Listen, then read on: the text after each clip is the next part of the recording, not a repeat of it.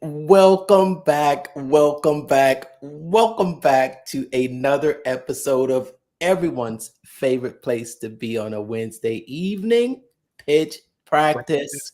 The show. Get I'm back Mark.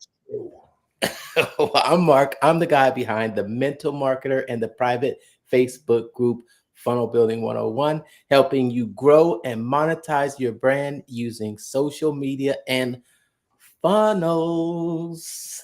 What up, Brandon? What up, man? It's hunting season. I'm out there hunting for clients. So got, Uh-huh. got the camo hat on to be in full gear. No, Brandon here with BKXX Enterprises. I'm the guy, the man, the myth, the legend that hooks those funnels up to the internet and gets that digital plumbing in place to make your leads cheaper and your sales bigger. That's what I do. I handle all the tech on the backside and with the strategy and all that kind of fun stuff. So Who doesn't like that? if Mark's funnels aren't working, you Who need to help doesn't? me to figure out the tech behind it on why it's not working. Who is that? What's up? If you're out there watching, give us hashtag where you're watching from. Oh man, so much has happened. Our topic today, ready to get into it. So exciting, so much. We got to talk about 1-star reviews and reputation management. But let's check in with you, Brandon. What's been something major happening out there in the world of business and marketing? Well, we were just talking about subscriptions. Yes, subscriptions are a big thing. You're mentioning that the FTC is cracking down on a lot of companies, Mm-hmm. how they are managing cancellations for subscriptions. I'm definitely going to take a deeper dive into that because I do have some auto pay subscription type services, or at least services that I do auto bill for. I don't send out monthly invoices and hope and pray they pay because if you're not auto billing and collecting that cash, it does make it very difficult to manage your money and run a business, especially if you are paying for other services that are auto charging you, right? It's tough to carry that float. So definitely take a look at that. If you do have any type of subscription service, check out the FTC's ruling on that and make sure you're compliant and are going to be following the rules if and when they do get passed, which I'm sure they're going to. Because in this day and age, what isn't on a subscription, right? Yes. Hey, I mean, yes. You know what? I found an article online real quick that's going to summarize the new FTC guidelines regarding cancellations. Want to bring it up real quick, okay? all right. And it's an article here that I found, and I think this is probably just going to give us a good idea of. I was talking to you about it briefly, but this is really going to actually give us the real information on it, right? This is, and you can see what is this. You see when this article was written, It was basically today. today. Yeah, so that's just how quickly this is coming out. And what does this mean for subscription? Well, it was just announced that's today that they're finalizing a proposal known as Click to Cancel that requires companies to make it just as easy to cancel a subscription as it is to sign up for it. They're saying they get about 70 complaints a day about charges that are too difficult to cancel or the people did not realize they had signed up for to start with. So you know those subscriptions, right? The ones that are just constantly coming out of your account and you never really it. Do you have subscriptions like that, Brandon? I do. Mostly streaming apps. And in fact, I actually tried to cancel Paramount Plus once. And I was like, oh, we'll give you a free month. And I was like, all right, F it. Got the free month and I still have the subscription. So, it's just one of those things like you try to cancel it and then they, lower you in, we'll discount a free month and you got it. And the same thing with Audible. I think I tried to cancel Audible account and it just put me on pause for like 60 days or something like that. And then they started charging me again and getting credits. Now I got like 4 credits. I got to figure out what to burn on to get these books. But that's the funny thing about it, right?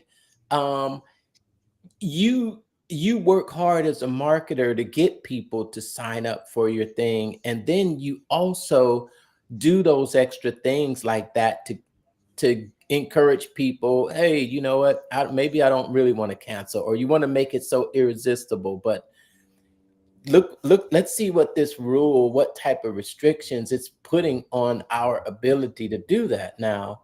Um, it's talking about how we make people jump through endless hoops just to cancel, and it says these rules will end these tricks and traps. So let's take a look and see what these rules are basically doing, right? Mhm. uh, it's going to prevent sellers from misrepresenting any material fact, failing to clearly and conspicuously disclose material terms, failing to obtain a consumer's express consent to the negative option feature before charging the consumer, and failing to provide a simple mechanism to cancel the negative option feature and immediately halt charges. 180 days. That's when this is going to go into effect. Um,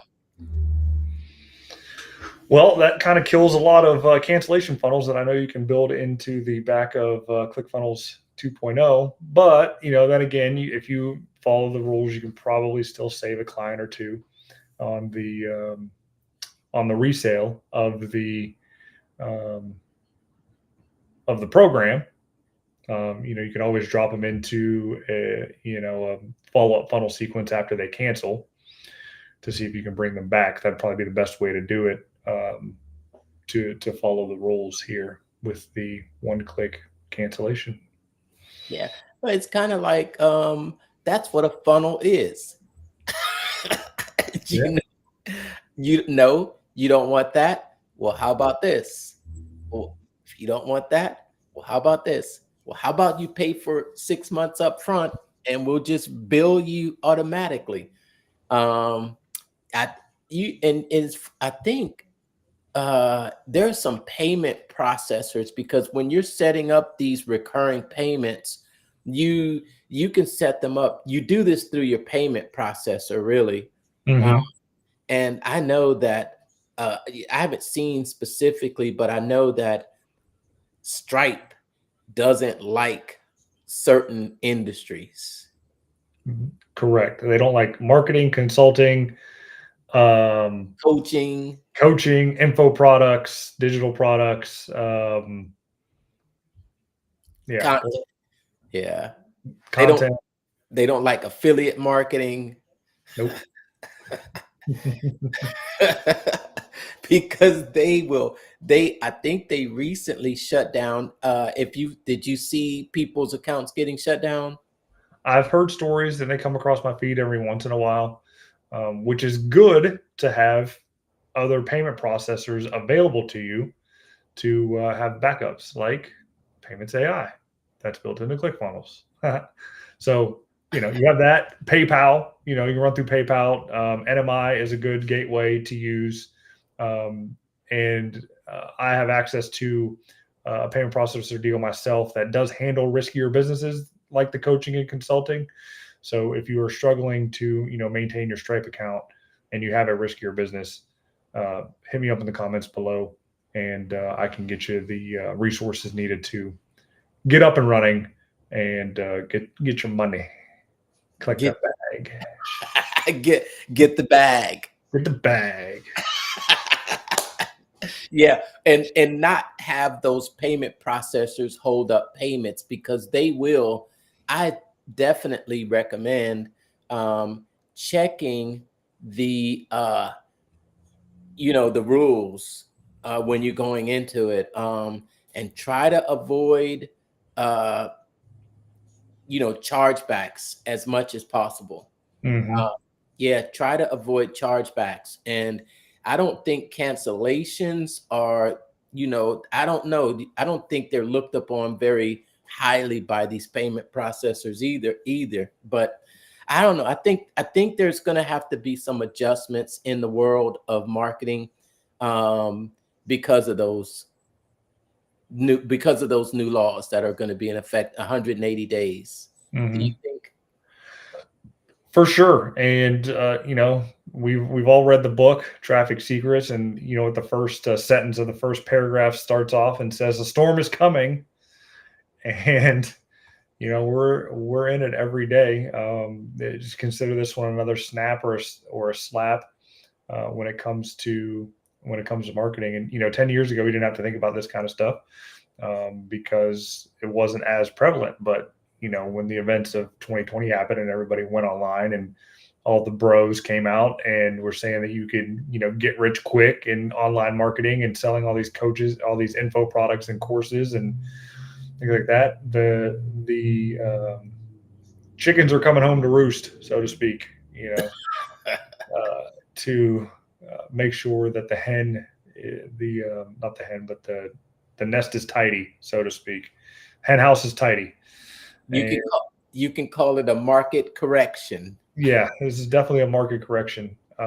Between that happening and then was it a month or two back? I don't know if you follow Nick Singal with his book "Don't Say That." Oh yeah, he FTC crackdown. Yeah, the FTC cracked down on him. And so I cringe a little bit every time I hear Russell speak because some of the ads that he's saying, don't say that, don't do that. Russell does it in his pitches when it comes to stacking offers and inflating values and all that kind of stuff with it. So it's like, well, how are you supposed to sell then? You know what I mean? It's like, how are you supposed to? Testimonials Yeah, and yeah, testimonials are huge. In yeah. fact, I'm going through that now with the new site that's just about ready to launch. I built out an entire e-commerce website platform in just under a month. Oh wow, wow. Yeah. I think we talked about last week, but yeah, I was looking at the time, like when I started it to when it's pretty much soft launch right now. It took me like a month. I mean, entire e-commerce deal. But anyway, um, we need testimonials and reviews. We've only had a couple sales so far. No one's really left us a review, but we can't just make them up, and we can't have people at the company do it because that's not good either. So what do we do? And you can't solicit for them, can't sell them or buy them. I mean, can't buy reviews. So we're just kind of stuck, man. It's no fun marketing right now. Oh man, and it's like it's like, can you even offer them? You're not even supposed to offer them an incentive to leave a review, right? No coupon code, no deal or anything like that. Now No you can two do it for for one next time. Give us a review and we'll give you a free topping next time you're in. Nope, can't do that. But you can do that for surveys because I get Chick-fil-A surveys all the time. To take the survey, get a free chicken sandwich. Speaking of which, I have one. I better redeem that. But I digress. I just took one the other week, right? So yeah, you can do that. But as far as you can't solicit reviews, you can't buy reviews, which comes into the truth and efficacy of marketing, right? You want honest reviews, but yeah, that just can't sell them, which puts me in a pickle again because I think we talked about before we came on. I got a client that got a 1-star review. Mm, mm, Well, 1-star review. and Is that the death sentence? Is a 1-star review is it all over? it can be, especially if you don't respond to it. Which it's been 2 days since I saw the review come across, and he's not on my reputation management program. So there really isn't much for me to do. I mean, I'm not going to overstep bounds for what I'm contracted to do for him. He just has website hosting. But I still set up Google Business Profile and got the plumbing set up for him. So I do have access to all of that. And when I saw the review come across, I was like, oh, because it wasn't just, did a poor job. I mean, this person uploaded pictures, Oh my goodness. wrote a novel of the work. Oh my goodness. Descriptive. Oh, Yeah. those are the ones that could have an impact on other purchasers. They really can, and I got a message out to them to, get in front of it, make it right, ask them to change the review or take it down because, he's it's a very rural company, um, and not doing much else in the form of marketing. And if somebody Googles him and shows up and it's a 1-star deal, one, it's going to hurt the SEO of the local map pack, and she's going to get less business. And anybody that does find the business and see that one review and then sees the work, they're probably going to end up passing on it. So, yeah, I got to help him get in front of that and get it fixed. Mm, mm, mm, mm. I I have written a few 1-star reviews myself. I and when I write a 1-star review, it's because I am really angry. That's the emotion I'm feeling, and not only that, but I want the company to feel my pain. I Mm-hmm. want I want to throw a punch at them and it affect them in some way. I say that if my review causes one person not to do business, then I've done my job. It's pretty vindictive, man. I mean, these are people's lives we're talking about here. All right. These are people's jobs that you're putting on the line with your 1-star reviews, trying to get a company shut down, cause more unemployment, and, crash the local economy. Well, no, don't be so dramatic. Don't be so dramatic. Oh my gosh. And then the world came crashing down because the company lost $500 maybe from one customer. Okay. If okay, all right. But I feel like they should be held accountable. They I should.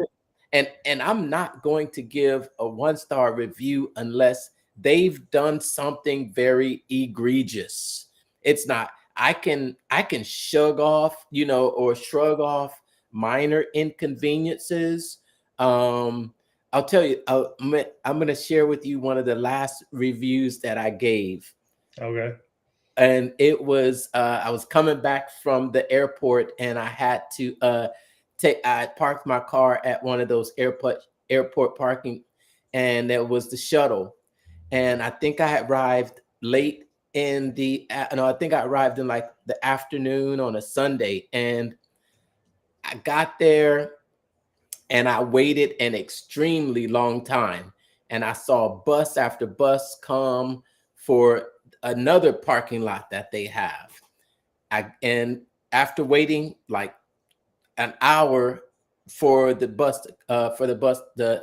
shuttle to come, it was full and I couldn't get on. And then I had to wait again, and then they let two people on, and I was the third person. So I didn't give a 1-star review, but I did uh, voice my opinion, and I did it in a constructive way. And I said to them, I said, I would suggest you have more shuttles going to the other location. And you know what? I think it was a week later, and they responded. They responded. They responded, and they responded in a positive manner.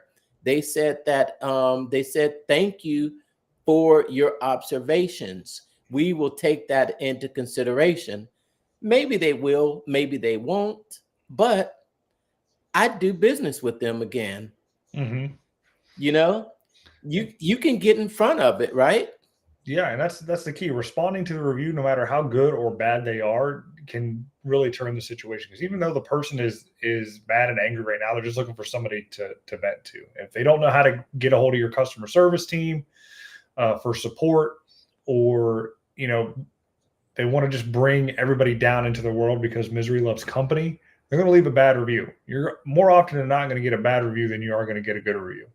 Yes, already. Because if people are happy, they got other things on their mind to worry about and just move on with life. But people are angry, they want to hurt you just as much as you have hurt them. And as you were looking up that last review, I was taking a look at a couple of last reviews that I had left, at least on one of my Maps profiles.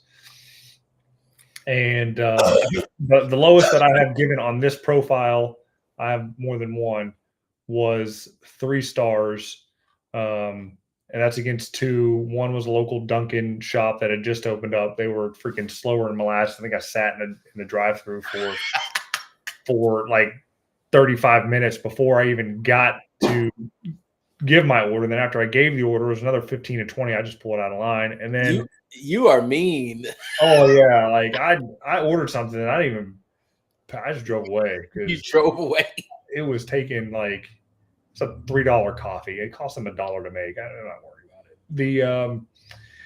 The other one was for a Rally's. I got a combo, a little $5 combo deal. Burger was terrible. If chickens were microwaved cold and fries were the only halfway decent thing. So those are 3 stars. But on another profile, I actually left a 1-star review because I was at a restaurant and we had some extra dining guests. Oh, Yeah. dining. Oh, did they come from underneath the table? Yeah. Oh, Underneath the table, across table. My kid caught it. I was like, you got to be kidding me. I got it. Yeah.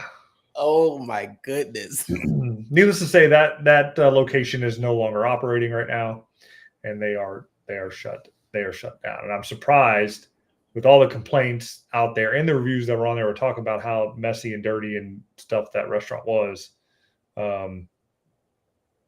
That people actually ate there. I mean, I went there every once in a while. I frequented another location that was fantastic, but this one was just bad. But yeah, so you have that. Most of my reviews are good, 5 stars. I'll leave them. Yeah, and all that kind of stuff. But you got time for reviews? Who has time for reviews? I'll tell you that my Google profile, I'm like a 5-star reviewer. My reviews have generated over 10 million views. Nice. I'm a level 4 on my professional account. On my other account, we'll see here. So I know that when you're a higher level, reviewer, I think you get a little bit more credibility in your reviews. I mean, and you know what? I will leave positive reviews. I was in we stayed at a hotel we stayed at this little inn on the marina when I was in Oakland a couple weekends ago. And oh man, once we arrived there, I checked in first. I told the front desk, hey, I've got a couple more family members coming in. Can you put us close? I gave them their names. As soon as they came in, our rooms were right next to each other. They had warm cookies at the desk every evening. Oh, that's dangerous, Brandon. Otis Spunkmeyer cookies. I love Otis Spunkmeyer. That was the jam in school, man. They were warm. It was man. I went on and the staff was great. They would always greet our entire group. We had about maybe 4, 8, 12, 16 of us there. And that I really had a great experience. I was sure to go on and give them a 5-star review. I do give out 5-star reviews, definitely. Nice. And yes, because I do believe in just don't always leave negative reviews. Some people they only want to focus on the negative, but if you did a great job, I appreciate it and I'm going to recognize it. But if you didn't do a great job, then I want you to be held accountable or responsible for it, or take accountability. What do you think about that burger that you got? Somebody made a mistake. Yeah, it wasn't good. It was cold, and yeah, they need to know about it, and other people need to know about it, and to know what to expect when they go there on the type of service um, that could happen. Now, could the person have had a bad day? Sure, but you know, crap Yeah. happens. And it's interesting how important reviews have become. It Uh, has, and it's the digital word of mouth. I mean, a lot of the people that I speak with and talk to about advertising services, they're like, "Oh, I don't need to advertise," and I get all my clients word of mouth referrals. And referral marketing is great marketing. That's one slice of the pie. There's still about a half dozen more slices that you can cut into and get a bigger piece of the whole market if done right. And with reputation management, I mean that's being active within the review and referral marketing, because the reviews will lead to more referrals. Because even though that person may not know the person leaving the review, their positive experience, they want to feel the same way that person was feeling with the issue that they had, right? So in Mark, in your case, you want to review about someone that needed a funnel, you build it and it made them a bunch of money, right? My case, I got a local contractor that needs more leads, and I help them out. They leave me a review. Other contractors see that and they want my help and services because I can get them more leads and improved business. So that's how it works. mm,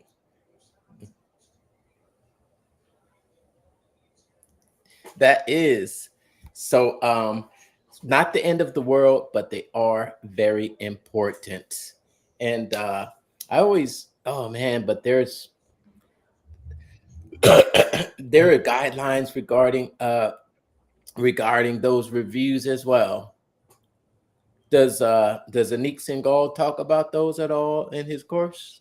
I have the book. It's a digital version of it. I haven't recopied it out in a way that I can actually read it easily because he didn't put it in a PDF. Why he didn't do it, I have no idea, and I wasn't paying the free shipping for it. So I got to go into it. But as far as reviews go, with the new website that I'm doing for the safety sign company, we were talking about that the other day. We did look up the FTC guidelines when it comes to reviews. Uh, if you are going to use reviews in your site for your marketing, there are lots of guidelines that you have to follow. A couple of them being one, um, you have to get permission to use the review. You can't just copy and screenshot a Facebook or Google review and put it on your site. That's not compliant. Crazy, I know, because everybody does it. Yeah, Uh, just flip it and then use other people's. If you're going to do that, hide that person's face or hide that person's name because Yeah. Well, I'm just saying, like, even for your company, right? So, if you're affiliating with another company and you use those reviews in your deal, that's even a bigger no-no, right? But even for your company, you want to add credibility to it, but you this screenshotting reviews is against the deal. Um, or use an avatar. Don't put that person out there. yeah, and then you have um, relatives who leave a review. So even those reviews on your site, there has to be some type of disclosure that this person has some sort of close relationship to the company itself in the review to make it compliant. So there's that, and then the big thing is just no fake reviews. Don't have ChatGPT write a fake review and just slap a name to it. As tempting as it is to do that, because quote unquote, who's gonna know? Probably nobody. You're not big enough for the FTC to care. But if you do get big enough and they start caring and they find out that your deals have fake reviews in them, if you haven't scrubbed the internet for it some way, somehow, we're not giving any advice for this. Please don't do this. there are massive fines behind it. And I think it's like tens of thousands of dollars per incident. So yeah, don't do that. Don't do it. Yes, yes. How can you offset a negative or 1-star review? Well, Um, it takes about 5 positive reviews to offset the one negative one. 5 positive, like 5 stars Roughly. Yeah. to offset the negative. And I think maybe because when you're looking through the reviews, I've always noticed that it's not always the most recent that show up first.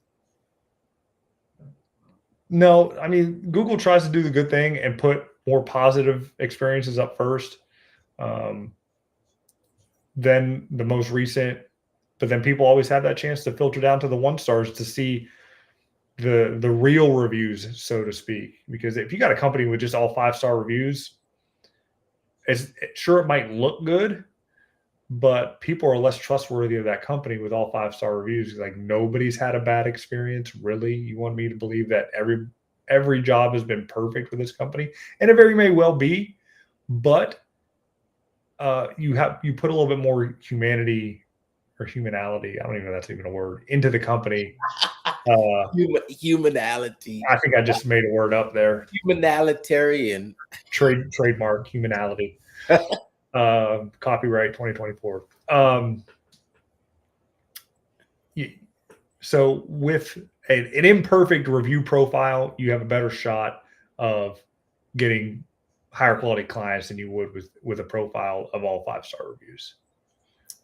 I I know don't know. it's crazy to say that, but it's true. I'm a 5-star rated Uber rider. 5 stars. I've There you only gotten 5 stars. go. So you're a 5-star passenger? Except that time when we were in Florida, but that wasn't my Uber driver. Okay. Were you with us that night? You weren't with us that night, were you? I didn't Uber anything in Florida. I had my own car.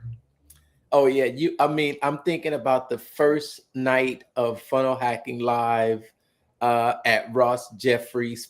You were at Ross Jeffries' party, right? We were both there, right? Yep. And Yep. then afterwards we got into someone's convertible. That wasn't me. I wasn't there. Okay. I rode the limos to and from. That's right. We ended up getting in someone's car and we were driving down the street in the convertible, but and it wasn't an Uber rider, but yeah, that night that was the night of the infamous Networking mixer. party. Yeah. Yeah, networking party. You think he'll have it again this year? He probably will. I don't know if I'll go to it. I might. I don't know. But I can't believe like this February is gonna be the last FHL. I don't know. And it's good. Good that it's ending on this because I said I'm not going to another one until I hit the 2 Comic Club anyway. But now if I hit the 2 Comic Club, there's no FHL to go to get the award. I don't know. You know how there's always that little scarcity that he wants to throw out there. This is the last time I'm doing this. This is the last. This is the last. Making you feeling a little bit of FOMO and a little bit of fear of missing out, really. Well, Grant's last one's this year too. 2025? Yeah, 2025's last Growth Con. It's the 10th Growth Con as well. He's going. Funnel Hacking Live is going out with a bang in Vegas. Mm-hmm. Well, I don't know where GrowthCon is, and what they're probably doing, and what I've seen in a lot of these types of businesses, consulting businesses, kind of go to, are smaller weekend events, 3 days, 5 days over the weekend. So you got acquisition.com, Hormozy's deal. Seeing a lot of that promoted. Grant side has on their business boot camps, 3 days in either Arizona or Florida. My guess is ClickFunnels is going the same route. Yeah. Wow. Okay. Wow. That would be crazy because I don't think there are any other industry events. Well, okay. What is there that other one? called Traffic and Funnels. You heard of that one? Funnels. Yeah, there's that, and Super Conference with magnetic marketing is kind of making a comeback. Okay, is it okay? Super Conference. I think it's Traffic and Conversions. Maybe there's some affiliate.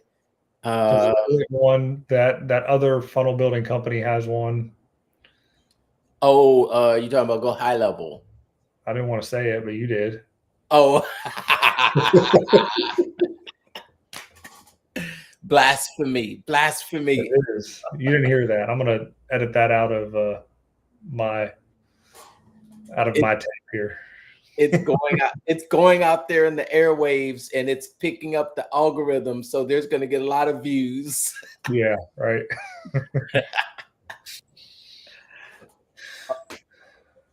Oh, you mean that summit? Yeah. Yeah. So there's that. Yeah, but there's not really many deals. I think it's all kind of. I kind of feel like it's mellowing out a little bit because the next real big thing isn't here, and I don't know. 2024 has just been a weird year, man. A lot of things happening, a lot of things not happening, and who knows? Maybe it's just because it's election year. Yeah, and kind of, you know, yeah, seeing things change a little bit. Yeah, I guess that's a normal part though. That's a That normal part. is. It's if you're not. Hmm, I'm saying 4 years ago we were all locked down, couldn't do nothing. Now we're free to move about the country, kind of, and it just, I don't know, feels weird, man. Feels weird. yeah, we were locked down, period, and there was a lot more activity online too. Um, and I think now even the whole COVID caused a lot of employers to go to this hybrid type of work environment. But I hear that a lot of them are being called to go back into the office now. Mm-hmm. Yeah, changed a lot of things too, because I guess we started to realize that we could do the same job from anywhere pretty much. Right? Technically, I mean, my deal, I go into the office, but I mean, I should be on the road more, cold calling on companies instead of sitting behind a desk doing it with email. But I mean, like I said, I don't really have to go to the office if I don't want to. Yeah, Um, yeah. I can just sit here at home and do the same thing I could do there, and a little bit more peace and quiet. Yeah. On the one hand, you can do it, but then on the other hand, you don't get all of that physical interaction, Right. that face to face, which for some people they're not getting it at all. And it can, if they're out of practice, they can become awkward in real life situations. Or yeah, but I try to keep a balance now. Definitely get some get some fresh air. For sure.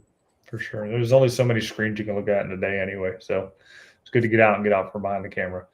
So the other latest big news in the realm of marketing, I guess if you want to call it marketing, um, I mean, it's definitely marketing. It's PR that's going out there. There's this little company called SpaceX that just did a pretty amazing feat. Mm. They caught like a 20-story building with a pair of chopsticks, I heard. Literally. Yeah, Yeah. yeah. I think 20 stories is kind of big. I mean, I don't know how big the booster is on Starship, but yeah, to have that come down and everybody's talking about it now, right? I mean, even we're talking about it right now, but I don't know how many reels I've seen of people, taking that clip of having that booster come down and get caught on the launch platform. that's that's amazing, because it's funny you say uh it's funny you say catch a 14-story tall building with a pair of chopstick, but it's literally the height of a 14-story building, right? I guess. I mean, I don't know what the size is. Let me see. And that's that's pretty bonkers. It's 233 feet. Super heavy booster is 233 feet. So How many stories is 233 feet? That's about a good 10, 15. That's about a good 10 stories.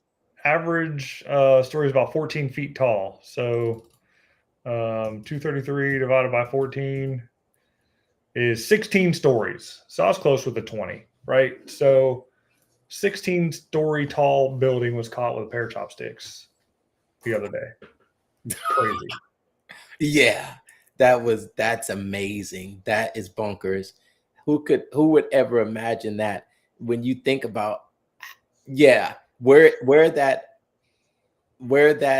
booster had to come from, how far it had to travel. But it's something out of a video game. Or did you hear what the CEO said? He What called, Elon said? No. yeah, he called it science without the fiction. Right. I mean, it is. I mean, there's computers and things like that, and guidance systems that will bring it down, which makes complete and total sense. And you got the retro rocket there to, fire as needed to slow it down. My thought in trying to wrap my mind around it is the resources needed for all that to happen, right? So you already have Starship; it weighs already so much, and you have to carry so much fuel for it to even get out Yeah, into the atmosphere. Then you got to double the fuel to then bring it back home. So it's like, where's the trade off there? Well, they got the smart math people to figure it out, right? So they did it, but it's like, how efficient is it really? maybe partly down. It didn't use power, but you're right. I thought the whole idea behind using several boosters was because of the amount of fuel that needed to be burned for uh that one booster, and then boom, and then that booster lets out, and then the other booster takes over, and it has enough fuel to get that propel the rocket out further. So, Yeah, but there's you're stage right. rockets. I get that. I get that, but then you got to think you're taking the overall mass of the object to get it into space. You have to account for that all that extra fuel needed to bring it back safely. That's all I was thinking. Yeah, you're right. I hadn't thought about it that way, but it does need to carry extra fuel for the ride down, Hmm. because typically those things would just fell into the ocean. Hmm. But Yeah, they fell in, and NASA had to recover them millions and billions of dollars to do that, and to be refurbished, and now it just lands right back into where it took off, which is that's just insane. crazy. And, Yeah, yeah, it is. It's just crazy. It is. and I got kids now. They're 10 and 8. They have no clue that it happened, and they probably show them the video and see how cool it is. But to think what they're and when we were 10, right? A couple years prior, Challenger blows up, right, in '85. So '85 or '86, I was like one, and you were probably, I don't know how old you are, but you were I was, probably in grade school when that happened, and then yeah, watched it on TV. So um, you were traumatized, but yeah, a little bit. I was one, right? So I didn't even know what happened. But my kids now are old enough to actually see that, and when they get our age, how far advanced are they going to be?